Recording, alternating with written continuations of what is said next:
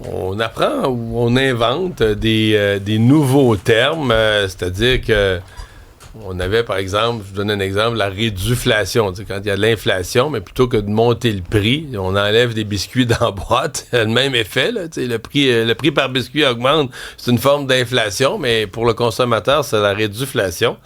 Et là, nouveau concept sur l'inflation aussi qui est présenté, la vibflation, c'est-à-dire le sentiment de perdre du pouvoir d'achat, qui dépasse les chiffres. Emma Abraham, directrice générale de l'Institut du Québec, est avec nous. Bonjour. Bonjour. Et vous avez l'impression qu'on le vit, vous le sondez on a le sentiment de perdre du pouvoir d'achat, même si dans certains groupes de population, on dit c'est pas vraiment le cas. En fait, ce qu'on voit, c'est que au cours des dernières 20 années, les Québécois n'ont jamais été aussi pessimistes quant à leur situation financière, alors que quand on regarde la plupart des indicateurs économiques, le portrait est peut-être pour l'instant un peu moins sombre que ça. Et c'est pour ça que c'était à la sortie de la pandémie une chroniqueuse américaine qui avait créé ce terme de vibe session. Donc, il y a un décalage entre notre perception de l'économie, qui est plutôt négative, par rapport aux indicateurs économiques réels. Et ce qu'on voit, c'est que ce pessimisme, qui est bien présent depuis la sortie de la pandémie, il est nourri à la fois par un certain ralentissement économique, mais donc depuis 2023, mais aussi par la perception qu'on a de l'évolution des prix et de nos revenus. Mais c'est parce que, écoute, je sais, moi, parce que moi, je le dis en ondes, puis là, je reçois des messages. On dit oui, les produits ont augmenté, l'épicerie a augmenté. C'est vrai que l'épicerie et le logement, les deux affaires fondamentales, ont augmenté beaucoup, mais les revenus ont augmenté quand même énormément. Là, dans la période d'inflation, il y a eu des renouvellements de conventions collectives avec des hausses plus hautes que d'habitude. Le salaire minimum a augmenté. Ça aussi, là, les gens disent non, le salaire minimum, il est bas.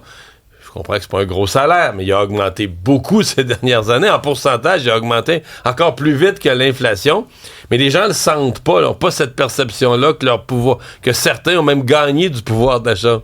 Mais nos émotions, elles sont légitimes, mais il faut bien savoir qu'on a des biais cognitifs. On les a tous. Par exemple, on voit que depuis la pandémie, on surestime systématiquement l'inflation. Donc, on pense que les prix augmentent plus rapidement que la réalité. Et ça s'explique notamment par le fait qu'on a tendance à penser que le passé est garant de l'avenir. Donc, étant donné qu'on a eu des pics à 8% d'inflation en 2022, on a l'impression que ça continue. Mais c'est parce que l'inflation, c'est cumulatif. Là. Si la livre de beurre est passée de 4 à 5 $, elle ne reviendra pas à 4. Elle va monter peut-être moins vite, elle va arrêter de monter vite, mais c'est sûr que si la personne, là, chaque semaine à l'épicerie, la voit à 5, puis elle est choquée à chaque fois parce qu'elle dit autrefois c'était 4, elle a l'impression que l'inflation perdure. C'est ça, alors que là, l'inflation s'est peut-être stabilisée, tu sais. Exactement. Puis ce qu'on voit, c'est que ce bond dans les prix par rapport à 2022, pas par rapport à l'an passé, mais par rapport à 2022, il a été encore plus marqué sur ce qu'on achète à tous les jours. Et là, donc, on va mettre plus de poids dans notre perception là-dessus. L'alimentation a augmenté de 24% depuis 2022, le logement de 27%. Donc ça, c'est des choses qu'on ne peut pas vraiment éviter, puis qu'on voit tous les jours. Et donc ça augmente notre surestimation de l'inflation. Mais il y a il y a une contradiction, on va dire, visible. Là. Puis je dis pas, il y a peut-être une tranche de la population qui est laissée pour compte en arrière, qui a des plus faibles revenus, mais moi, là, je fais une émission du lundi au vendredi, j'ouvre les lignes, tout le monde me dit on n'a plus d'argent. Je veux dire, je vais aller aux promenades Saint-Bruno la fin de semaine, je peux pas me stationner. Le stationnement est gigantesque, là. Je peux pas me stationner.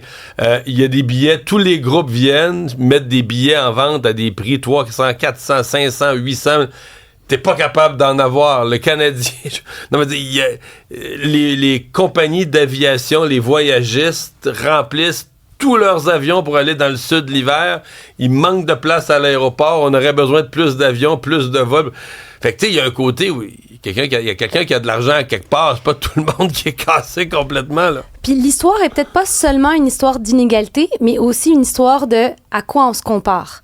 Parce que quand on regarde les revenus disponibles des ménages québécois, donc vraiment tout ce qui nous reste pour consommer après avoir payé les impôts, après avoir pris en compte l'inflation, on se rend compte que pour tous les quintiles de revenus, donc des plus pauvres aux plus riches, le pouvoir d'achat s'est amélioré aujourd'hui par rapport à 2019, par rapport à avant la pandémie. Même pour les plus pauvres? Même pour les plus pauvres. Par contre, qu'on se compare à 2022, donc vraiment à la sortie de la pandémie, lorsque les gouvernements ont mis en place d'importantes mesures d'aide au pouvoir d'achat, on voit qu'on se compare par rapport à 2022, là, il y a eu une perte de revenus pour les plus pauvres. La classe moyenne, les plus riches ont continué à s'enrichir. Mais ça, ce que ça nous dit, c'est que c'est pas seulement une histoire d'inégalité croissante, c'est aussi une histoire de perte. Avoir un sentiment de perte par rapport à 2022, même si par rapport à avant la pandémie, on est mieux, bien, ce sentiment de perte, il a son poids dans la perception qu'on a de l'économie qui se dégrade, qui va moins bien qu'avant. Je vous amène là, sur la guerre des tarifs parce que jusqu'à quel point on craint à ce moment-ci des gros impacts, une récession. Puis là, je fais le lien avec votre sujet là, qu'on parlait avant parce que des fois, la peur d'une récession peut engendrer une récession si on a tellement peur que l'économie tourne mal, tout le monde se met à ralentir son niveau de dépenses et provoque une récession. Comment vous voyez les prochains mois? Bien, dans la dernière année, ce qu'on a vu, c'est que les consommateurs étaient extrêmement pessimistes quand on les sondait, mais les données sur la consommation étaient au rendez-vous. Donc, il y avait de la consommation, comme vous le disiez tout à l'heure.